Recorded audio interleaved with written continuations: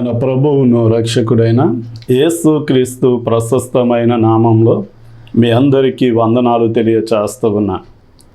సరే, మనం ఈ మట్టల ఆదివార దినాన్ని గురించి మనం బైబిల్లో కొన్ని అవసరమైనటువంటి లేఖనాలను గనక మనం చూడగలిగితే, ఈ ఒకే సన్నివేశం యేసు క్రీస్తు వారు యెరూషలేములో జయప్రవేశం చేయడము అనేది మత్తయి, మార్కు, లూకా, యోహాను 4 సువార్తలలో కూడా వ్రాయబడింది. అసలు యేసు క్రీస్తు వారు యెరూషలేములో ప్రవేశించడం అనేది దేనిని సూచిస్తుంది అంటే, రాజులో ఉన్న 7 గుణాలను గూర్చి అవి చూపిస్తున్నట్లుగా మనం చూడగలం.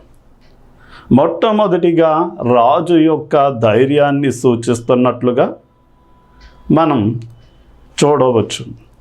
యోహాను సువార్త 15వ అధ్యాయం 53వ వచనంలో యేసు క్రీస్తు వారిని చంపాలి అని అప్పటికే శాస్త్రులు, పరిసయ్యులు, యాజకులైనటువంటి వారు ఆలోచించారు.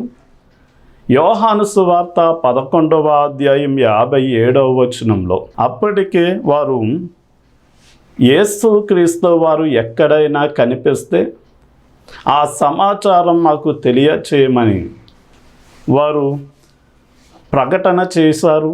మనుషులను కావలిగా పెట్టారు. యోహాను సువార్త 12వ అధ్యాయం 10-11 వచనాలలో యేసు క్రీస్తు వారు లాజరును మృతుల్లోండి లేపడం ద్వారా అనేక మంది యూదులు యేసు క్రీస్తు వారిని విశ్వసించారు అని, ఆ కారణము చేత యేసుతో కూడా లాజరును కూడా చంపాలి అని వారు ప్రయత్నించినట్లుగా మనం చూడవచ్చు. అంటే యేసు క్రీస్తు వారిని ద్వేషించారు, ఆయన్ని చంపాలి అని ఆలోచన చేసి ప్రణాళికలు వేసి సమస్తాన్ని కూడా వారు సిద్ధము చేసుకున్నారు. అయితే యేసు క్రీస్తు వారు రాజుగా ఆయన ధైర్యముతో ఏం చేశారు అంటే, యెరూషలేములోనికి జయప్రవేశాన్ని చేసినట్లుగా మనం చూడవచ్చు. ఈ రోజున ఎందు నిమిత్తం యేసు క్రీస్తు వారిని ఆ విధంగా ఆయన్ని చంపాలి అనే ఆలోచన చేశారు అంటే, యోహాను సువార్త 15వ అధ్యాయం 25వ వచనం ప్రకారం, నన్ను నిర్హేతుకముగా ప్రజలు నన్ను ద్వేషించారు అని రాయబడింది. అంటే ఎలాంటి కారణము లేకుండానే, అంటే యేసయ్యలో ఎలాంటి అన్యాయము లేకపోయినా, ఆయన అందరికీ మంచి బోధించిన, ఆయన మంచి క్రియలను మాత్రమే చేసినప్పటికీ ఆయనంటే కిట్టనటువంటి వారు ఆయన్ని చంపాలి అని వారు కాపు కాసి ఉన్న సమయంలో యేసు క్రీస్తు వారు ధైర్యము కలిగిన రాజుగా రాజ టీవీతో యెరూషలేము ప్రవేశము చేసినట్లుగా మనం చూడవచ్చు. ఈ రోజున యేసు క్రీస్తు వారు తన శిష్యులైనటువంటి వారికి బోధిస్తూ, ప్రజలు మిమ్మల్ని ద్వేషించక మునుపు నన్ను ద్వేషించారు అనే విషయాన్ని మీరు జ్ఞాపకం తెచ్చుకోండి అన్నాడు. అంటే లోకము తన వారితో స్నేహము చేస్తుంది, కానీ మీరు లోకానికి చెందిన వారు కాదు గనక నన్ను లోకము ద్వేషించినట్లుగానే మిమ్మల్ని కూడా ద్వేషిస్తుంది అని ఆయన సెలవిచ్చాడు. అంటే యేసు క్రీస్తు వారు లాజరుని మృతులలోండి లేపినప్పుడు ఇది చూసిన అనేక మంది ఆయన దైవికమైన శక్తిని గ్రహించి ఆయనను విశ్వసించి ఆయన్ని హత్తుకున్నట్లుగానే యాజకులైన వారు, పరిసయ్యులైన వారు కూడా యేసు చేసిన ఆ మహా గొప్ప కార్యాన్ని బట్టి వారు ఆయన్ని నమ్మాలి. కానీ నమ్మకపోగా యేసు క్రీస్తు వారు మృతులలోండి లేపిన లాజరును కూడా చంపి, యేసును లాజరును కూడా చంపి, అంటే నిజాలను నిరూపణ కాకుండా, లేక వాటిని వాళ్ళు ఏం చేయాలనుకున్నారు అంటే రూపుమాపాలి అనుకున్నారు.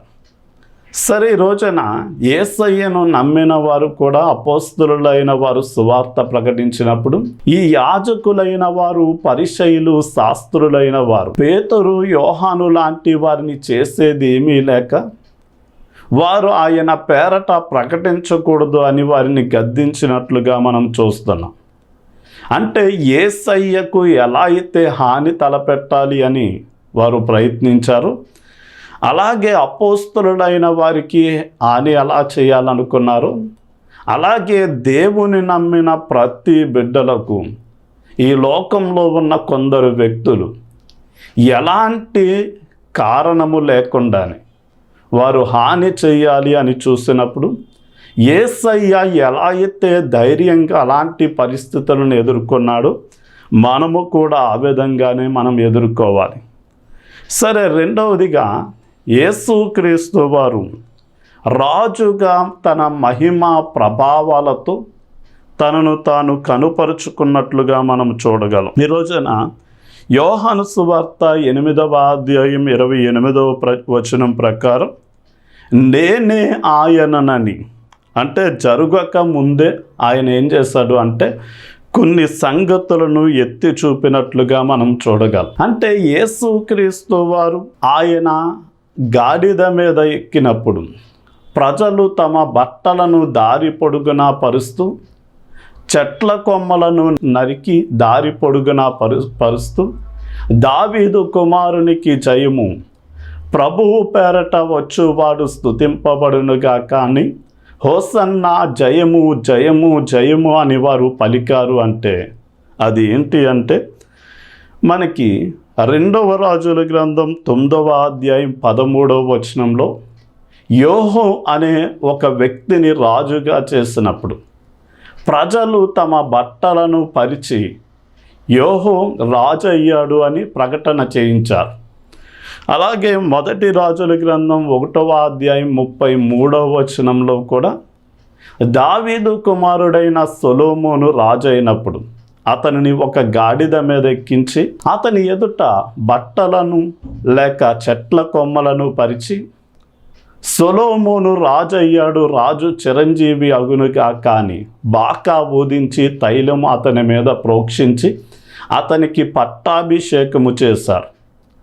అలాగే ఇప్పుడు యేసుక్రీస్తు వారు కూడా ఇశ్రాయేలీల మూలపితరుడైన అబ్రాహాము నుండి రావాలి అని, రెండవదిగా ఇశ్రాయేలీలలో దావీదు రాజవంశంలోండి రావాలి అని, దావీదు రాజసింహాసనం ఎక్కి ఆయన నిరంతరము రాజుగా పరిపాలన చేయాలి అని రాయబడినట్లుగా.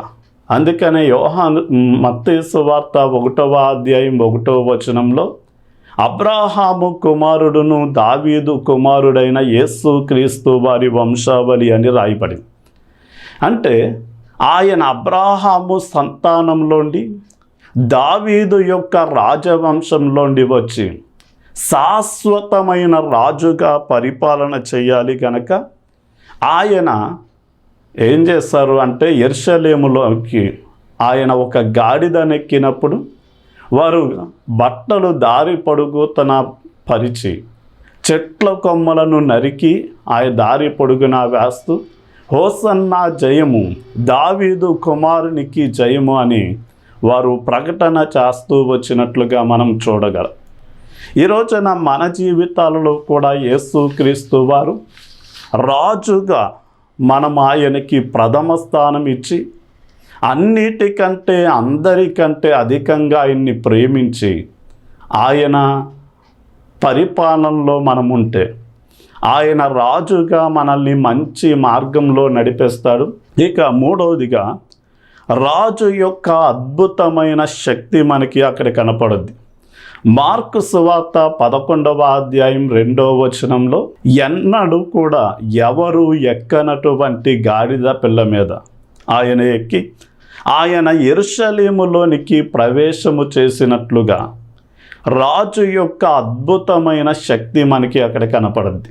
అంటే యేసుక్రీస్తు వారు అద్భుతమైన శక్తి కలిగిన వారు అనడానికి ఒక ఉదాహరణ ఏంటి అంటే ఆయన యెరూషలేములోనికి బెత్పేగా అనే గ్రామానికి వచ్చినప్పుడు తన శిష్యులను మీరు ఎదురుగా కనపడుతున్న గ్రామంలోనికి వెళ్ళండి, ఒక గాడిద పిల్లయు కట్టబడి ఉండడం మీరు చూస్తారు, దాన్ని ఇప్పుకుని తీసుకురండి.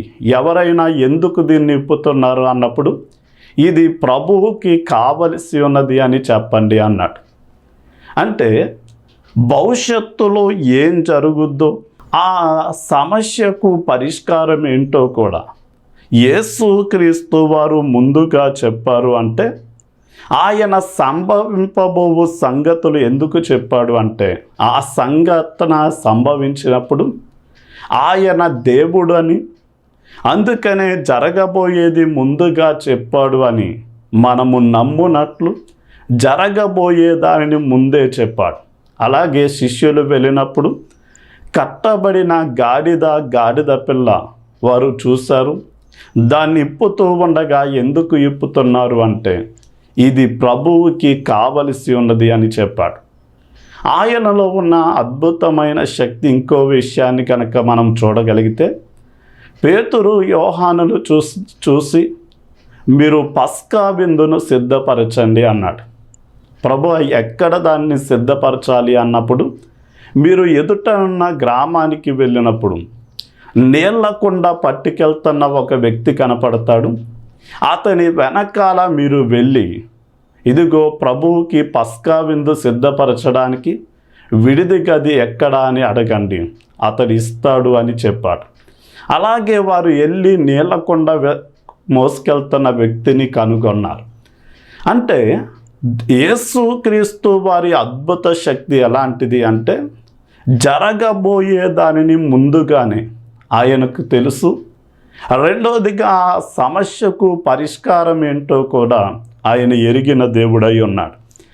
సరే, ఇందులో మనం రెండో విషయాన్ని కనుక మనం చూడగలిగితే, యేసుక్రీస్తు వారు ఎవరు ఎన్నడూ ఎక్కని గాడిద పిల్ల మీద ఎక్కి దానిని స్వాధీనపరుచుకోవడంలో ఆయన అద్భుతమైన శక్తి మనకి కనపడుతుంది. నేను విజయవాడ దగ్గర రామవరపాడు రైల్వే స్టేషన్లో ఉండగా కొన్ని గాడిదలు కలిగిన యజమాని గాడిద పాలు తీయడానికి ప్రయత్నిస్తూ ఉండగా అది ఎదర 2 కాళ్ళు నేలను తన్నిపెట్టి నొక్కుపట్టి వెనకాల 2 కాళ్ళతో అతన్ని తన్నాలి అని ప్రయత్నిస్తూ ఉండగా అతడు ఆ గాడిదను ఆ రాత్రి చావగొట్టాడు.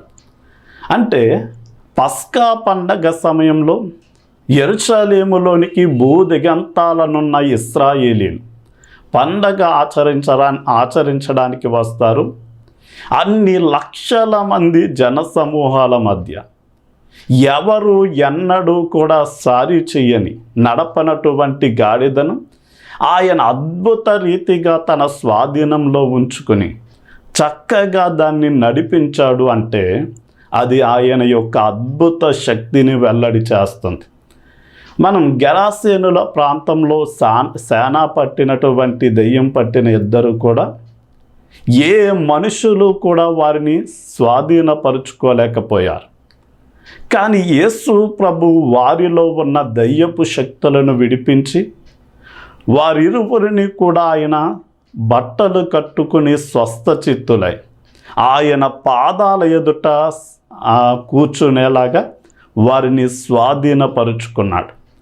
అంటే యేసుక్రీస్తు వారిలో ఉన్న అద్భుతమైన శక్తి గాలి గద్దించి సముద్రాన్ని నిమ్మలపరిచిన దేవుడు.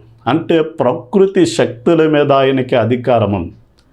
రెండవదిగా ఆయన రోగాలను స్వస్థపరిచి రోగాల మీద తనకున్న శక్తిని బయలుపరిచాడు. దయ్యపు శక్తుల నుండి విడిపించి తనకున్న దయ్యపు శక్తుల మీద అధికారాన్ని చూపించాడు. మృతులను సహితము తిరిగి లేపి ఆయన మరణము పైన కూడా తనకి అధికారం ఉందని నిరూపించుకున్నాడు. సరే, ఈ రోజున మనం 4వదిగా మనం చూస్తే జకరియా గ్రంథం 9వ అధ్యాయం 9వ వచనం ప్రకారం ఈ రాజు దీనత్వము కలిగిన రాజు అని 4వ సుగుణం ఆయనలో కనపడుద్ది. మత్తయి సువార్త 11వ అధ్యాయం 29వ వచనంలో నేను సాత్వికుడను దీన మనస్సు కలిగిన వాడను గనక మీరు నా కాడిని మీ భుజాల మీద పెట్టుకుని నన్ను అనుసరిస్తూ నా దగ్గర నేర్చుకొనండి అని ఆయన పిలుపునిచ్చాడు. అంటే యేసుక్రీస్తు వారు గుర్రాన్ని ఎక్కితే గనక అది అతిశయానికి గర్వానికి కారణమై ఉండొచ్చు. అంటే కొంచెం మంది రథములను బట్టి గుర్రాలను బట్టి అతిశయించేవారు ఉంటారు. కానీ యేసుక్రీస్తు వారు గాడిదనెక్కి వస్తున్నారు అంటే ఆయనలో ఉన్న దీనత్వాన్ని అది చూపిస్తుంది. అంటే ఆయన పరలోకాన్ని వదిలి, అంటే సృష్టించే శక్తిని, అధికారాన్ని, జ్ఞానాన్ని, ఒకే సమయమందు పరలోకం, భూలోకం, పాతాళలోకంలో ఉండగలిగిన శక్తిని, ఇవన్నీ కూడా దైవత్వపు లక్షణాలను ప్రక్కన పెట్టి నీలాంటి నాలాంటి వ్యక్తిగా ఈ లోకానికి రావడంలో ఆయన దీనత్వం కనపడుద్ది. అలాగే సామాన్యులైన పామరుల యొక్క పాదాలను కడగడంలో యేసుక్రీస్తు వారి దీనత్వం కనపడుతుంది.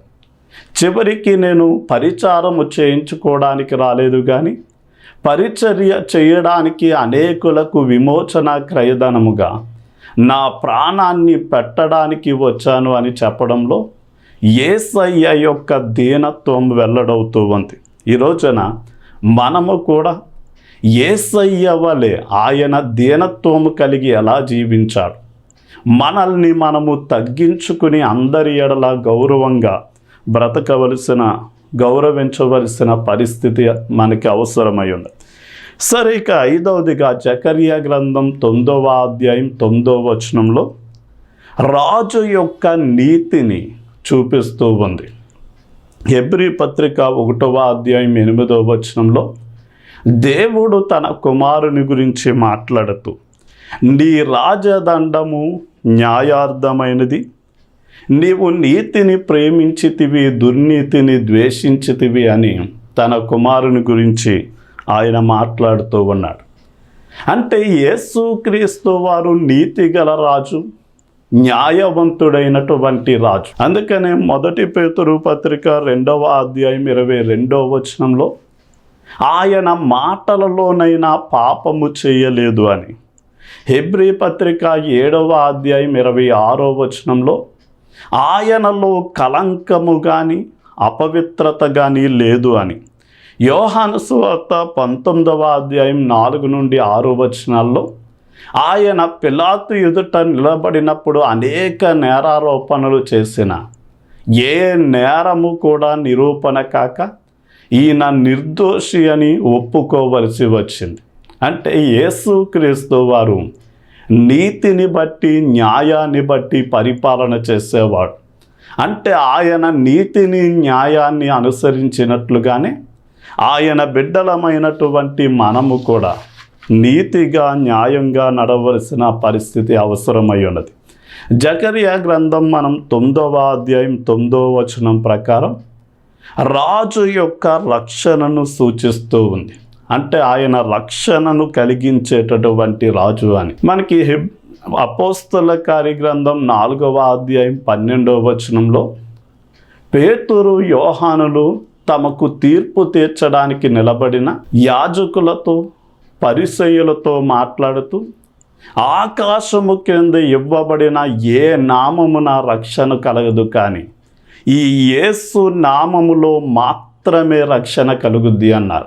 పౌలు శీలలని బెత్తాలతో కొట్టి చెరసాలలో వేయబడినప్పుడు వారు రాత్రులు లేచి పాటలు పాడి ప్రార్థిస్తూ ఉండగా దేవుని శక్తి చెరసాల మీదకి దిగివచ్చి అక్కడ పెద్ద భూకంపము కలిగి అక్కడ ఉన్న నేరగాళ్ళ యొక్క సంఖ్యలు, తాళాలు, తలుపులు కూడా తెరవబడినప్పుడు వెంటనే జైలు అధికారి ఆ శబ్దాన్ని బట్టి బయటకు వచ్చే చూసేసరికి అక్కడ నేరగాళ్ళు ఎవ్వరూ కనపడకపోయేసరికి కత్తి దూసి తనను తాను చంపుకోవాలి అనుకున్నాడు. అలాంటి సమయంలో పౌలు, మేము ఇక్కడే ఉన్నాం, నువ్వు ఎలాంటి హాని చేసుకోవద్దు అన్నప్పుడు అతడు పౌలు యొక్క గాయాలను కట్టి, నేను రక్షణ పొందడానికి నేను, నా ఇంటి వారు ఏం చెయ్యాలి అని అడిగినప్పుడు, నీవు ప్రభువు అయిన యేసునందు విశ్వాసముంచుము, అప్పుడు నీవు, నీ ఇంటి వారు రక్షింపబడతారు అని ఆయన సెలవిచ్చారు.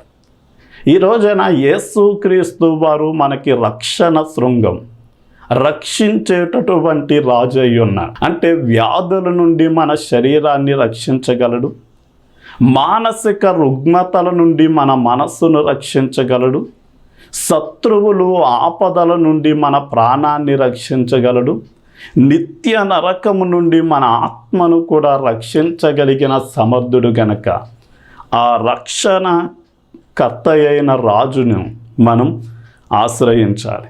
ఇక లూకా సువార్త 2వ అధ్యాయం 14వ వచనం ప్రకారం రాజు సమాధాన రాజుగా మనము చూడగలుగుతున్నాం. రాజు సమాధానానికి కర్త అని మనం లూకా సువార్త 2వ అధ్యాయం 14వ వచనంలో, అంటే భూలోకమందు సర్వోన్నతమైన స్థలములలో దేవునికి మహిమ, ఆయనకిష్టులైన మనుషులకు భూమి మీద సమాధానమని. అంటే హోసన్న జయము జయము అంటున్న వారు కూడా సర్వోన్నతమైన స్థలములలో దేవునికి మహిమ, ఆ పరలోకంలో సమాధానం అని పాడుతున్నా. అంటే పరలోకాన్ని భూలోకాన్ని, అంటే పైనున్న దేవుణ్ణి కిందున్న మనుషులను సమాధానపరిచే ఏకైక రాజు ప్రభు అయిన యేసుక్రీస్తు వారు.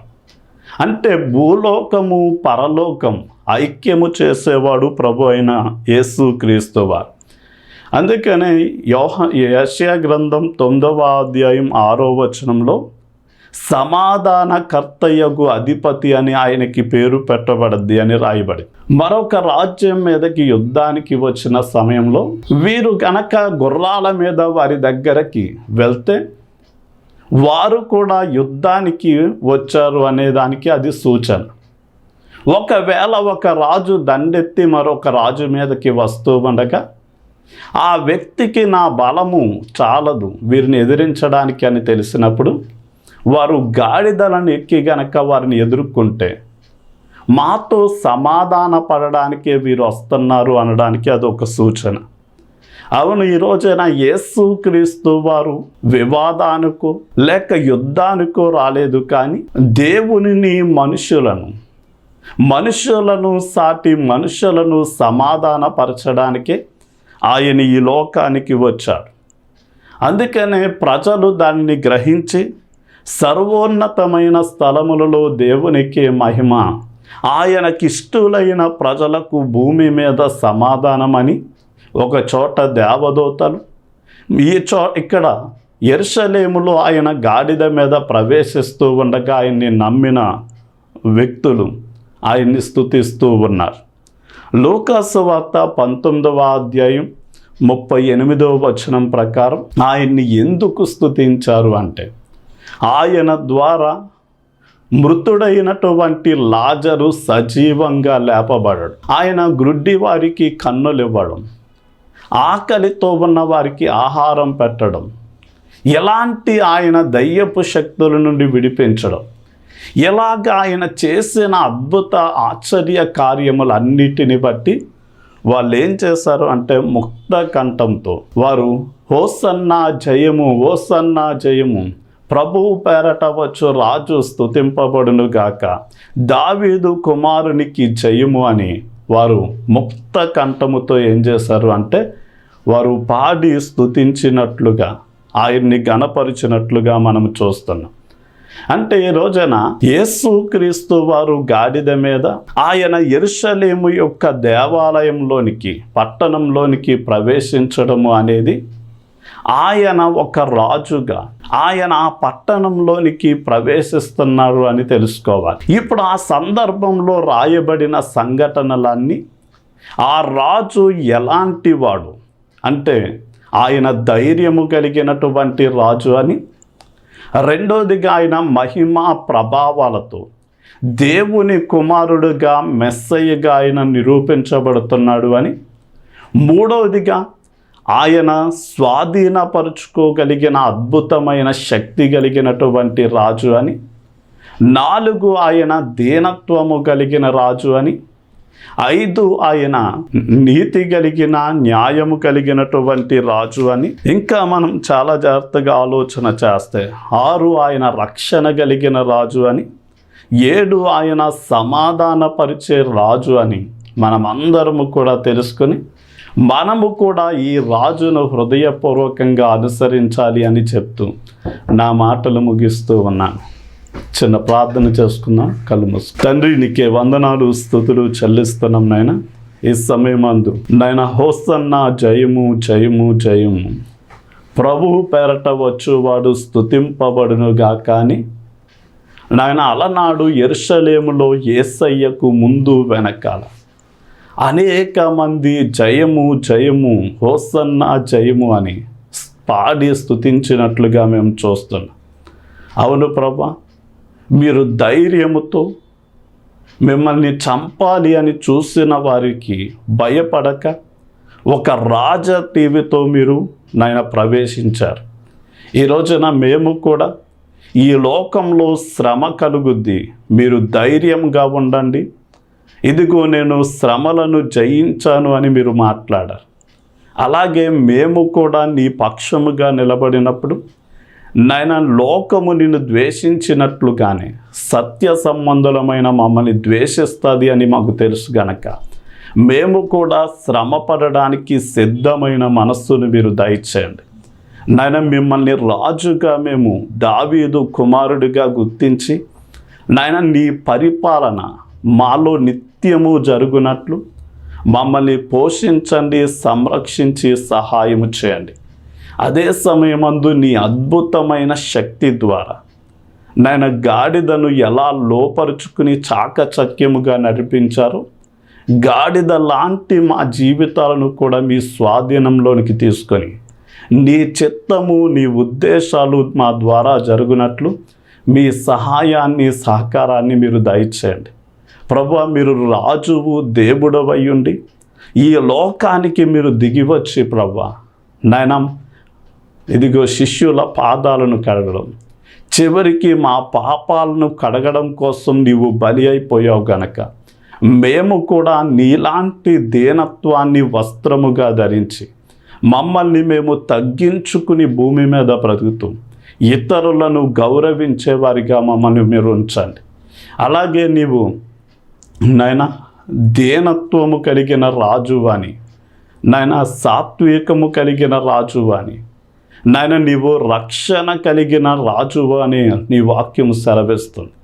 అవును, నీవు నీతిమంతుడువు న్యాయవంతుడు అయినట్లుగానే నాయన మేము కూడా ఈ లోకంలో నీతిగా న్యాయముగా జీవిస్తూ నిన్ను మహిమపరచడానికి మీరు సహాయం చేయండి.